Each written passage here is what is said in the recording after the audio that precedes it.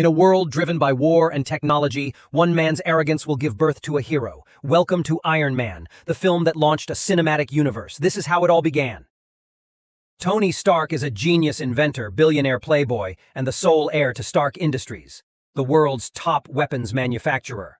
He built his first circuit board at 4, his first engine at 6, and graduated from MIT by 17.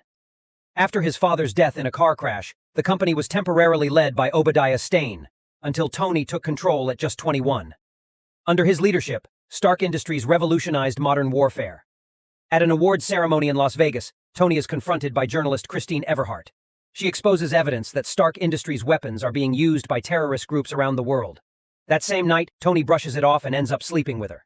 Meanwhile, his loyal assistant Pepper Potts manages his chaotic personal life, while his bodyguard Happy Hogan ensures his safety. At home, Tony is aided by Jarvis, his AI assistant. Tony travels to Afghanistan with his military liaison, Colonel James Rhodes, to demonstrate the powerful Jericho missile. It features new repulsor tech and delivers a spread of destruction with a single launch. After the demo, their convoy is ambushed. Tony is gravely wounded and sees to his horror that the attackers are using his own weapons. Tony awakens in a cave.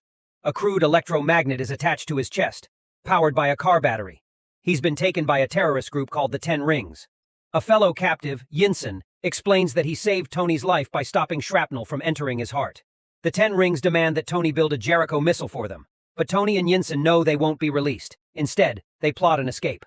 Using salvaged Stark Industries parts, Tony and Yinsen create a miniaturized arc reactor, based on a massive version Tony once built back at his lab. The device will power his electromagnet, and their plan to escape. They begin building something radical, a suit of armor powered by the arc reactor. It's bulky, clunky, but deadly, equipped with flamethrowers and rocket boosters. As the 10 Rings realize Tony isn't building a missile, they storm the workshop.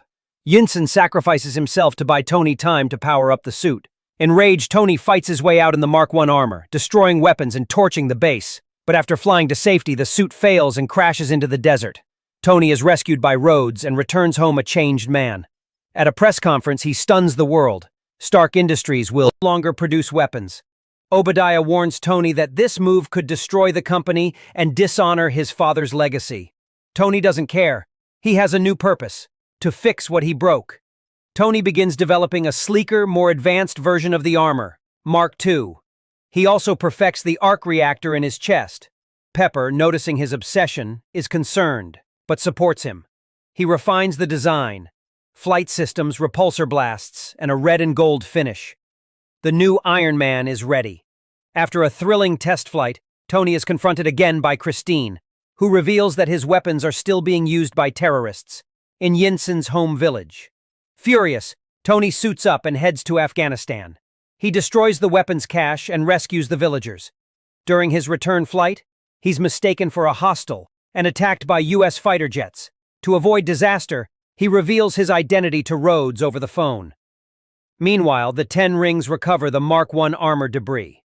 Obadiah meets with them, takes the parts, and has them all executed.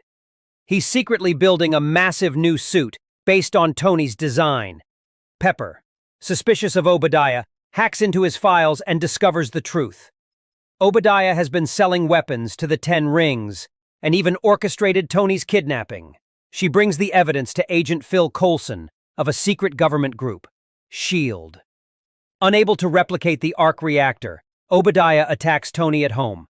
He uses a paralyzing sonic device and steals Tony's reactor, leaving him to die. But Tony crawls to his lab and retrieves the old reactor Pepper had framed as a gift. It's weak, but it will have to do. The final battle begins. We won't spoil that here. But Tony survives, and Obadiah doesn't. At a press conference, Tony is given a cover story. But instead of lying, he looks at the cameras and says, "I am Iron Man." And with those words, the superhero era begins. After the credits, Tony is visited by a man in an eye patch, Nick Fury. He says he's here to talk about something called the Avengers Initiative. That is the end. Make sure you subscribe, like, and comment on the video you want me to recap for you. Thanks for watching. See you next time.